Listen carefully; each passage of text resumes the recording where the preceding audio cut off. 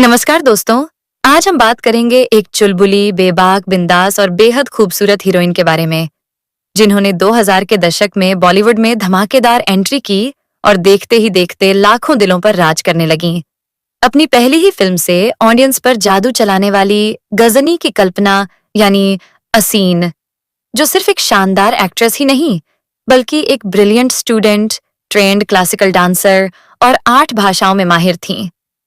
South फिल्मों में superstar का दर्जा हासिल करने के बाद हर किसी को लगा कि असीन का करियर अब सिर्फ ऊपर ही जाएगा, लेकिन तभी उनके करियर में आया एक ऐसा मोड़ जिसने सब कुछ बदल कर रख दिया।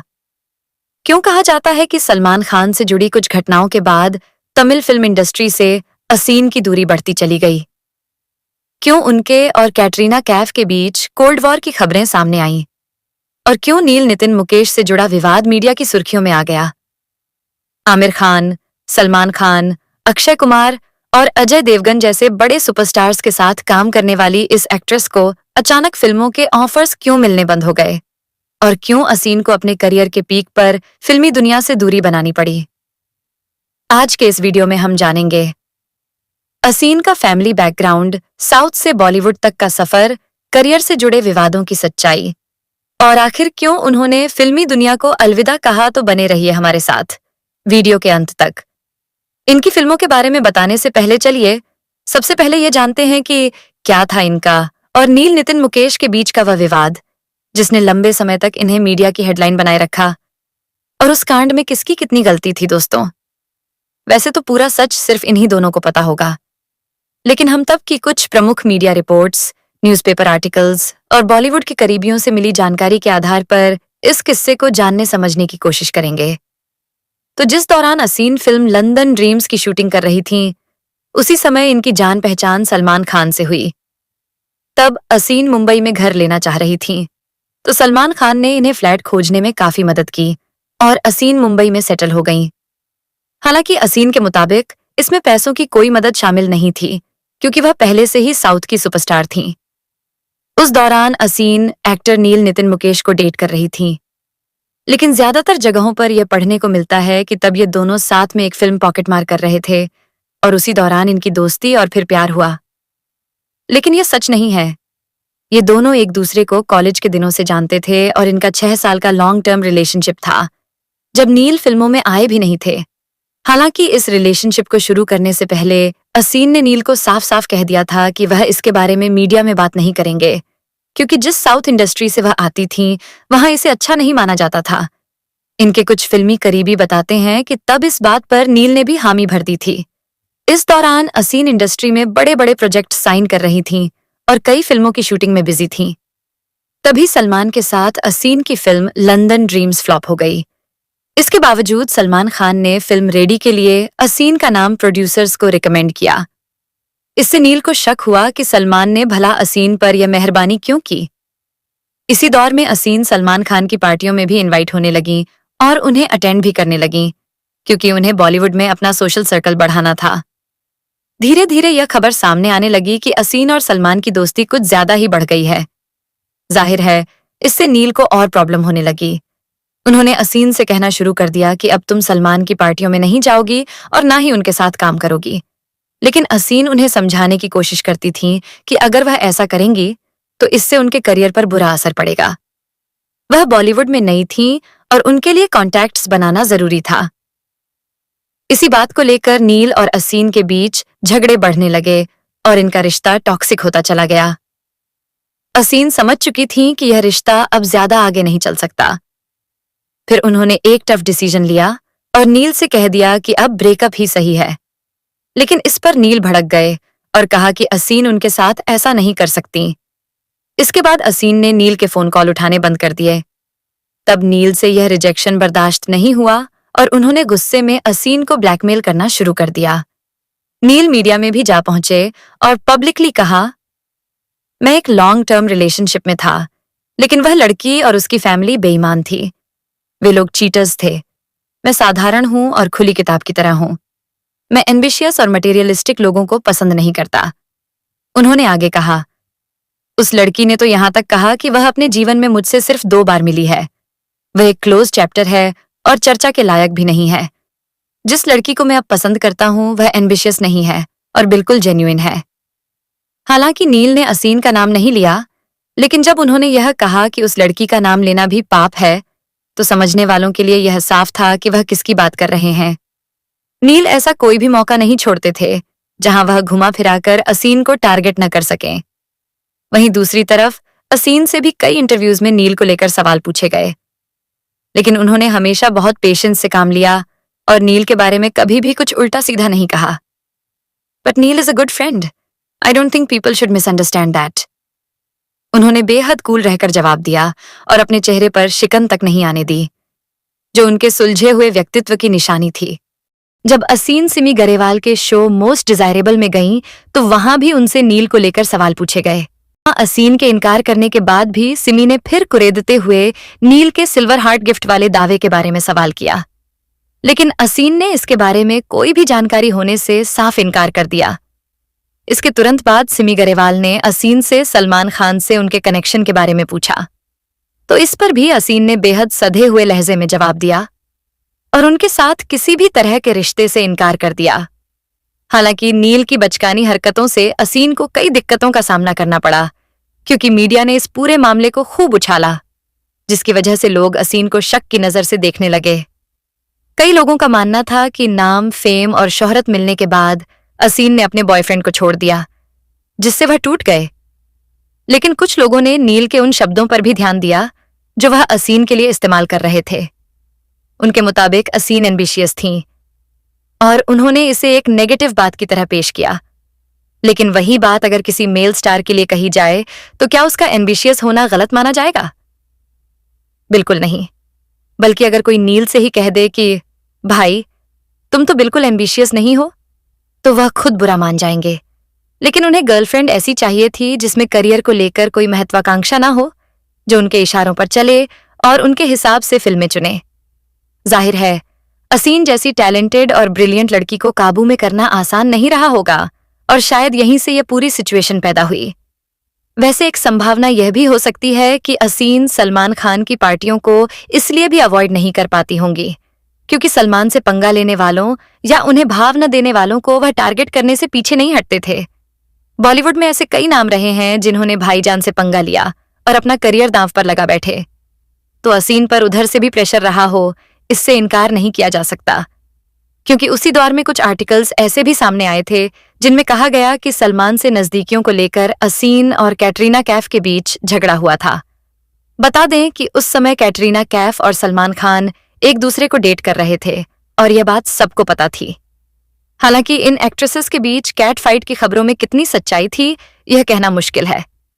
लेकिन एक सच्चाई यह भी थी कि सलमान खान की वजह से जहां असीन को कई फिल्में मिलीं और उनका सोशल सर्कल स्ट्रांग हुआ, वहीं उन्हीं की वजह से असीन एक और बड़ी कंट्रोवर्सी में घिर गईं। इतनी बड़ी कि उन्हें साउथ फिल्म इंडस्ट्री से बैन तक कर दिया गया, जिस इंडस्ट्री की वह कभी सुपरस्टार हुआ करती थीं। चलिए शॉर्ट में वह किस्सा भी समझ लेते हैं। असीन फिल्म रेडी में सलमान खान के साथ काम कर रही थीं, जिसकी शूटिंग मॉरिशस में होनी थी। लेकिन एक टूर के दौरान सलमान खान को श्रीलंका इतना पसंद आ गया कि उन्होंने शूटिंग लोकेशन बदलकर श्रीलंका करने का फैसला ले लिया। और जिस वक्त असीन और सलमान श्रीलंका में शूटिंग कर रहे थे, तब उन्होंने वहां के लोगों के लिए कुछ सोशल वर्क भी किए। इसके बाद जब वहां आईफा अवार्ड आयोजित हुए, तो असीन उन्हें अटेंड करने श्रीलंका गईं। उस समय श्रीलंका में तमिल रिफ्यूजीज के साथ हो रहे अमानवीय व्यवहार को लेकर तमिल फिल्म इंडस्ट्री नाराज थी। इसी वजह से 2010 में नाइफा अवार्ड के दौरान कई तमिल पॉलिटिकल पार्टियों ने ऐलान कर दिया कि जो भी फिल्मी हस्तियां आईफा अवार्ड अटेंड करने श्रीलंका जाएंगी, उन्हें तमिल फिल्म इंडस्ट्री से बैन कर दिया जाएगा। हालांकि श्रीलंका में गैर दक्षिण भारतीय फिल्मों की शूटिंग को लेकर किसी भी अभिनेता पर प्रतिबंध नहीं लगाया गया था, लेकिन ऐसे में असीन जैसी तमिल सुपरस्टार का श्रीलंका जाना और वहां के लोगों से फ्रेंडली होना तमिल संगठनों को पसंद नहीं आया और असीन को तमिल इंडस्ट्री से बैन कर दिया गया। जाहिर है असीन को सलमान खान की वजह से ही श्रीलंका जाना पड़ा था और इसकी कीमत उन्हें चुकानी पड़ी। हालांकि उस समय असीन ने अपनी सफाई में कहा कि जब उन्होंने फिल्म साइन की थी, तब उन्हें नहीं बताया गया था कि शूटिंग श्रीलंका में होगी। उन्हें शूटिंग लोकेशन मॉरिशस बताई गई थी, लेकिन बाद में लोकेशन बदल जाने के बाद फिल्म छोड़ना कॉन्ट्रैक्ट के मुताबिक सही नहीं था। दोस्तों, ये थीं असीन से जुड़ी बड़ी कंट्रोवर्सीज। अब चलिए जानते हैं उनके फैमिली बैकग्राउंड, पढ़ाई और फिल्मी करियर के बारे में। असीन का जन्म 26 अक्टूबर 1985 को केरल के कोच्चि में एक सीरो मालाबार कैथोलिक परिवार में हुआ था। उनके पिता का नाम जोसेफ थॉट्टुमकल था, जो एक सीबीआई ऑफिसर और बिजनेसमैन थे। वहीं उनकी मां सेलिन थीं, जो पेशे से एक सर्जन डॉक्टर थीं। यह एक बेहद वेल एजुकेटेड फैमिली थी, जिसने असीन को पढ़ाई और करियर के लिए खूब इंस्पायर किया। असीन ने एलकेजी से 10वीं स्टैंडर्ड तक की पढ़ाई नेवल पब्लिक स्कूल से की। 12वीं की पढ़ाई उन्होंने सेंट टेरेसा स्कूल से की और फिर कोच्चि के सेंट टेरेसा कॉलेज से इंग्लिश लिटरेचर में ग्रेजुएशन किया। असीन को बचपन से ही शेक्सपियर के ड्रामा पढ़ने का बहुत ज्यादा शौक था। वह अपने स्कूल में एक मल्टीटास्किंग और ब्रिलियंट स्टूडेंट के तौर पर जानी जाती थीं। 10वीं क्लास में जहां उन्होंने 90% से ज्यादा स्कोर किया था, वहीं वह कल्चरल एक्टिविटीज में भी बढ़ चढ़कर हिस्सा लेती थीं। स्टडीज के साथ साथ lot of extra curricular activities, dance, literature और डिबेट जैसी चीजों में भी वह बराबर एक्टिव रहती थीं। एक इंटरव्यू में उनके पापा ने बताया था कि असीन इतनी दबंग और बोल्ड थीं कि कभी-कभी वह एक राउडी की तरह बिहेव करती थीं। अगर स्कूल में कोई उन्हें परेशान करता, तो कभी उसकी पिटाई कर देती और कभी उससे माफी मंगवा लेती थीं। असीन एक ट्रेंड क्लासिकल डांसर भी थीं। उन्होंने बाकायदा भरतनाट्यम और कुचिपुड़ी नृत्य सीखा था।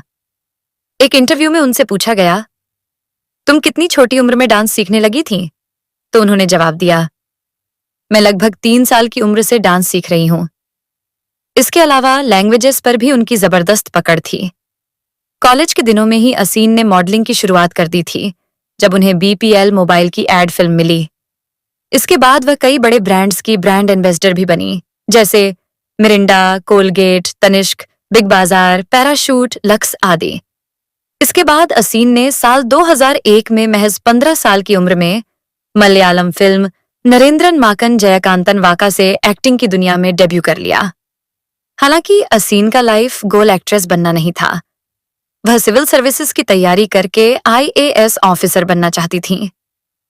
इसी वजह से उन्होंने अपनी पहली फिल्म सिर्फ एक्सपीरियंस के लिए की थी। लेकिन कहते हैं ना, एक ब्रिलियंट इंसान हर फील्ड में अच्छा करता है। पहली फिल्म में अच्छा परफॉर्म करने के बाद उनके पास लगातार नई फिल्मों के ऑफर्स आने लगे और कई प्रोड्यूसर उन्हें साइन करने के लिए बेताब हो गए। हालांकि असीन ने अपनी पढ़ाई भी जारी रखी, लेकिन साथ साथ कुछ फिल्में भी साइन कर लीं जिनकी स्टोरी उन्हें पसंद आई। इनमें से ज्यादातर फिल्में सुपरहिट साबित हुईं और असीन फिर से सिविल सर्विसेज की तैयारी में वापस नहीं जा पाईं। आखिरकार असीन ने फिल्मों में ही अपना करियर बनाने का फैसला कर लिया। इसके बाद असीन ने साल 2003 में रवि तेजा के साथ अपनी अगली फिल्म अम्मा नन्ना ओ तमिल अम्माई की, जिससे ऑडियंस का बहुत अच्छा रिस्पांस मिला। इसके बाद असीन ने फिर कभी पीछे मुड़कर नहीं देखा और एक से बढ़कर एक साउथ इंडियन हिट फिल्में देती रहीं। इनमें से कुछ प्रमुख फिल्में थीं एम कुमरन महालक्ष्मी, नरसिंहा, चक्रम, शिवकाशी, अन्नावरम, गजनी, दशावतार आदि। एक इंटरव्यू में असीन ने कहा था, अगर मुझे कुछ हो जाता तो मेरी देखभाल के लिए मेरे पिताजी हैं, मेरे भाई हैं, बेंगलुरु में मेरे चाचा जी हैं, हैदराबाद में एक और चाचा हैं। मेरे पास बहुत से लोग हैं। असीन ने साउथ फिल्म इंडस्ट्री के लगभग सभी बड़े स्टार्स के साथ काम किया, जिनमें नागार्जुन, कमल हासन, वेंकटेश और प्रभास जैसे नाम शामिल हैं। जिन फिल्मों में वह काम कर रही थीं, उनका बॉक्स ऑफिस कलेक्शन लगातार बेहतरीन रहता था। इन्हीं सब बातों को देखते हुए कुछ लोगों ने यह तक कहना शुरू कर दिया कि असीन का लेडी लक फिल्मों के हिट होने में काम करता है। साउथ इंडियन सिनेमा में नाम और फेम मिलने के बाद असीन को बॉलीवुड से भी ऑफर्स आने लगे, जिनमें दिल्ली 6, बचना, ऐ हसीनो और धनाढन जैसी फिल्में शामिल थीं। लेकिन किसी न किसी वजह से असीन ने इन फिल्मों को मना कर दिया। इसी दौरान आमिर खान ने साउथ की सुपरहिट फिल्म गजनी के राइट्स खरीदे और इसका हिंदी रीमेक बनाने का फैसला किया। फिल्म की टीम चाहती थी कि आमिर के अपोजिट किसी नई एक्ट्रेस को कास्ट किया जाए। इसी सिलसिले में उन्होंने साउथ की फिल्म गजनी देखी और उसमें असीन की परफॉर्मेंस से काफी इंप्रेस हो गए। इसके बाद आमिर खान ने असीन को कॉल किया और पूछा, क्या तुम्हें हिंदी आती है? असीन ने हामी भरी और बस आमिर खान ने उन्हें हिंदी गजनी के लिए फाइनल कर दिया। असीन को भी यह ऑफर पसंद आया और शूटिंग शुरू हो गई। साल 2008 में रिलीज हुई फिल्म गजनी से असीन ने हिंदी फिल्मों में डेब्यू किया। अपनी पहली ही फिल्म में बॉलीवुड के मिस्टर परफेक्शनिस्ट आमिर खान के साथ काम करके असीन बॉलीवुड में छा गईं। उनकी एक्टिंग, मासूमियत, चुलबुलापन और खूबसूरती सबको बेहद पसंद आई। इस फिल्म के लिए असीन को फिल्मफेयर बेस्ट एक्ट्रेस अवार्ड का नॉमिनेशन और star debut of the year का अवार्ड मिला। फिल्म गजनी इतनी बड़ी ब्लॉकबस्टर साबित हुई कि यह बॉलीवुड के इतिहास की पहली 100 करोड़ क्लब में शामिल होने वाली फिल्म बनी। इसके बाद असीन साल 2009 में आई फिल्म लंदन ड्रीम्स में सलमान खान और अजय देवगन के साथ नजर आईं। फिल्म में उन्हें दर्शकों और क्रिटिक्स से ठीक ठाक रिस्पॉन्स मिला, लेकिन बॉक्स ऑफिस पर यह फिल्म फ्लॉप रही। इसके बाद असीन ने साल 2011 में फिल्म रेडी में एक बार फिर सलमान खान के साथ काम किया। यह फिल्म बॉक्स ऑफिस पर सक्सेसफुल रही और दर्शकों ने सलमान और असीन की केमिस्ट्री को काफी पसंद किया। इसके बाद साल 2012 में असीन बैक टू बैक 3 फिल्मों में नजर आईं। इनमें से 2 फिल्में हाउसफुल 2 और खिलाड़ी 786, जिनमें उनकी जोड़ी अक्षय कुमार के साथ बनी। वहीं तीसरी फिल्म बोल बच्चन में उन्होंने अजय देवगन और अभिषेक बच्चन के साथ काम किया। हालांकि इन फिल्मों से असीन को करियर में कुछ खास फायदा नहीं हुआ। इसके अलावा कुछ कंट्रोवर्सीज और स्कैंडल्स की वजह से फिल्म मेकर्स भी उनसे दूरी बनाने लगे, जिसमें नील, नितिन, मुकेश और सलमान खान से जुड़े किस्से तो थे ही, साथ ही साउथ इंडस्ट्री में लगे बैन के कारण वहां भी उनकी वापसी मुश्किल हो गई। इसी वजह से लगभग 3 साल तक असीन की कोई भी फिल्म रिलीज नहीं हुई। आखिरकार असीन ने इंडस्ट्री छोड़ने और शादी करने का फैसला कर लिया। वह आखिरी बार साल 2015 में आई फिल्म ऑल इज वेल में नजर आईं। इस फिल्म के प्रमोशन के दौरान सबको यह पता चल चुका था कि असीन शादी करने वाली हैं। कपिल शर्मा शो में भी उनसे इस बारे में सवाल पूछा गया। आपने असीन से फिल्म में ऐसा क्या काम करवा लिया कि वह फिल्में छोड़कर शादी करने चली गई? अब चलिए बात करते हैं असीन की शादी की। साल 2012 में फिल्म हाउसफुल 2 के प्रमोशनल इवेंट के लिए जब असीन, अक्षय कुमार और पूरी टीम प्राइवेट जेट से ढाका जा रही थी, तभी असीन की मुलाकात राहुल शर्मा से हुई। राहुल शर्मा एक बिजनेसमैन थे और माइक्रोमैक्स कंपनी के को-फाउंडर थे। अक्षय कुमार ने राहुल को अपना दोस्त बताकर असीन से मिलवाया। शुरुआत में असीन को राहुल के बारे में ज्यादा जानकारी नहीं थी और अक्षय पूरे रास्ते मजाक में कहते रहे कि ये दोनों साथ में अच्छे लगते हैं, लेकिन असीन ने कोई खास रिस्पॉन्स नहीं दिया। बाद में जब असीन को राहुल शर्मा के बारे में अच्छी तरह पता चला तो वह उनकी सादगी से काफी इम्प्रेस हो गईं। दोनों ने एक दूसरे का नंबर लिया और बातचीत का सिलसिला आगे बढ़ा।